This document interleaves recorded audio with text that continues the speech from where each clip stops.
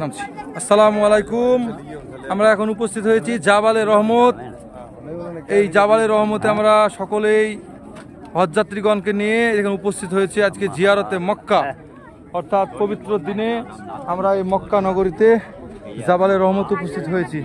জাবালে রহমত, জাবালে রহমত বা রহমতের পাহাড় বলেন তাহলে, আরাফাত ময়দান বলেন তাও হবে। হ্যাঁ, তো আরাফাতের ময়দানে সেই জাবালে রহমত। আর যে যত গাছগুলো দেখছেন এগুলো তৎকালীন প্রেসিডেন্ট শেখ জিয়াউর রহমান সাহেব উনি দিয়েছিলেন, যেটাকে জিয়া গাছ বলা হয়। তো সেই জিয়া গাছ দেখছেন, তো সেই জায়গাতে আমরা এখানে এসে উপস্থিত হয়েছি। আলহামদুলিল্লাহ, মানুষজন এখানে নামাজ আদায় করলো। জানি না কত অন্যায় করেছি, কত গুনাহ করেছি, আল্লাহ যেন আমাদের সকলকে সেই গুনাহ থেকে যেন নাজাত দেয়। প্রচণ্ড তাপমাত্রা আজকেও, তার ভিতরে আমরা এই পাহাড়ের উপরে উঠেছি। যাই হোক, এতে আল্লাহর কাছে বহুত শুকরিয়া, আলহামদুলিল্লাহ। এখানে দেখছেন সব পাহাড়, তো এই সেই পাহাড়ের উপরে আমরা উঠতে পেরেছি, আলহামদুলিল্লাহ। তো সকলে আছে, যাই হোক, তো সকলে দোয়া করবেন। আসসালামু আলাইকুম।